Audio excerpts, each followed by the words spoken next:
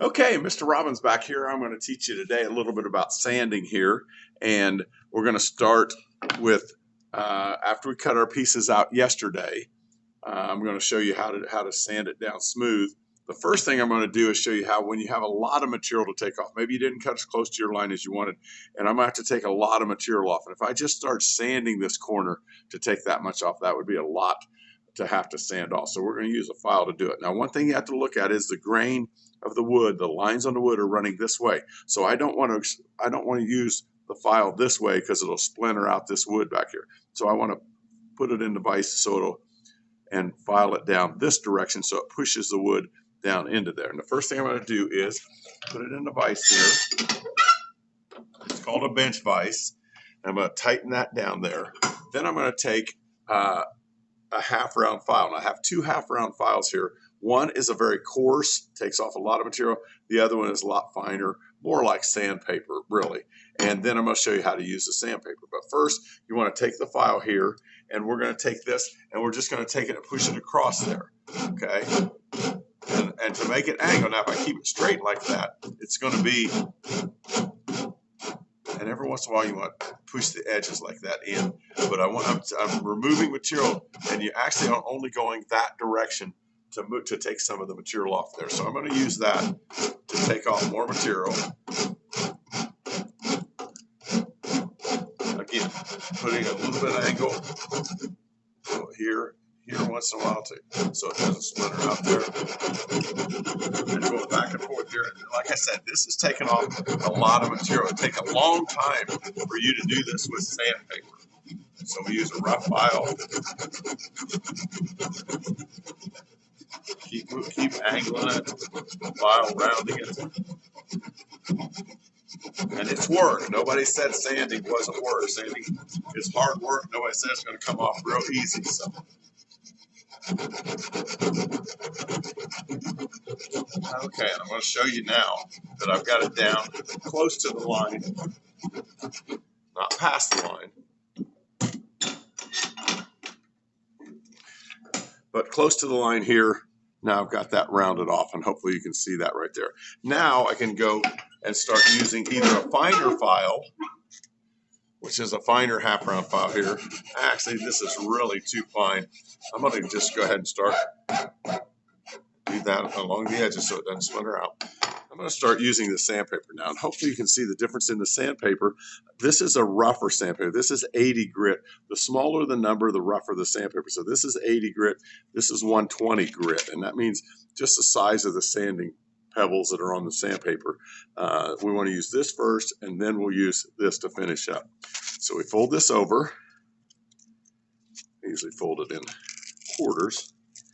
And then I'm going to take one thumb and put on top of the other so it stays flat. If I do this, it's going to round it. It's going to round, if you can see that, it's going to round the edge. So I want one thumb on top of the other. And then you have to have two things when you're sanding. You have to have speed and pressure. So one doesn't work. I can sit here and do this just and talk to my buddies, and I call that petting your wood. You're not really sanding. You're not taking anything. Or I can push real hard, but I don't get very many strokes. That's not going to work either. So you want to have speed and pressure on it. And remember, this was a corner when I started out, and I'm trying to round it into a curve. Same thing with the sandpaper here. Get the edges there a little bit. I can go back.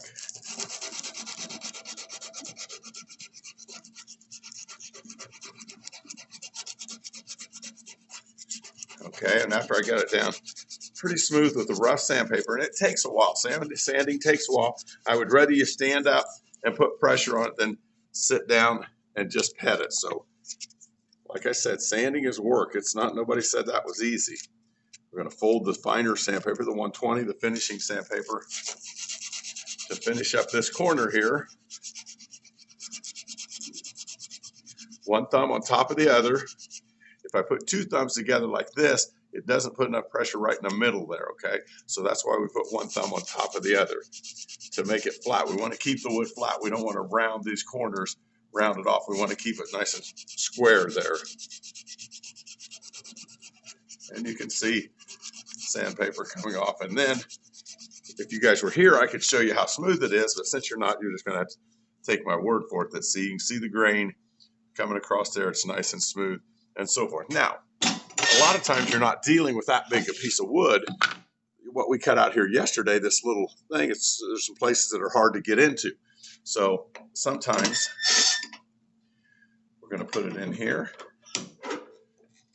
And I've got it pretty smooth. It doesn't have to be real rough, but you take like this round file here, or even an awl, which I talked to you about the other day, and you take the sandpaper, wrap it around there, and you get into the corners there, down in there where it's smooth, to make it smooth.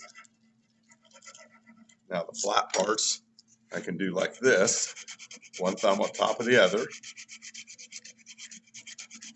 I can get those, and you just work your way all the way around it. I'm not doing it really good right now. But then you get into a couple places like here, where it's in the grooves right there. I've got to take the sandpaper and fold it over to get down in there. So I'll take the sandpaper, fold it like this, maybe fold it again, and then put that and use that down in there to get that smooth down in there. And if you've got any nicks or something like that, you want to use the rough sandpaper to get the nicks out.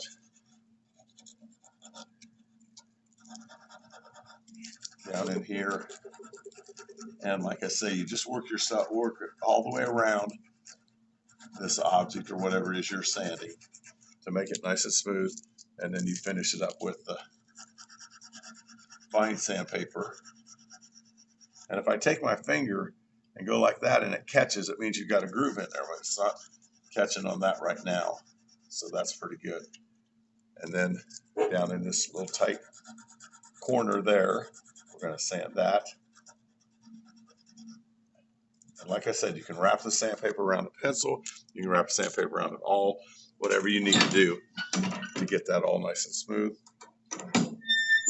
And then when you get ready to paint it, it's all nice and smooth.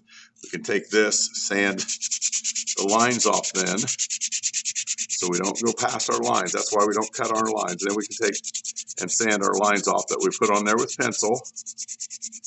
I'm just going to show you a little section of it. See now that, and you want to sand with the grain. Notice I'm sanding this direction. The way the grain is the lines on the wood.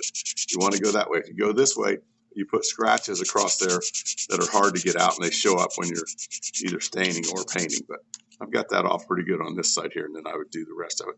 And then this would be ready to start painting. Okay, any questions on sanding or anything like that? Save them till you get back. I'm not going to give you assignments here that you have to do. Just make sure you do the attendance quiz at the end. And if some of you guys are missing drawings and stuff like that that I haven't put in, when you get back on Tuesday, you can show me on your Canvas and I'll add them in, because I've been getting some emails from students that say I turned this in and I didn't get any credit for it. And then I go back and look and it shows a 0. So I haven't seen it, but we'll get that taken care of. So don't worry too much about that until you get back on Tuesday. And then if you've got something you want to show me that you've done that I don't have a grade in there for you, we can take care of that when you get back. Any questions, just bring them on Tuesday. We really look forward to having you guys back. We're all ready and to start the 2020 school year with students back on Tuesdays. Thank you.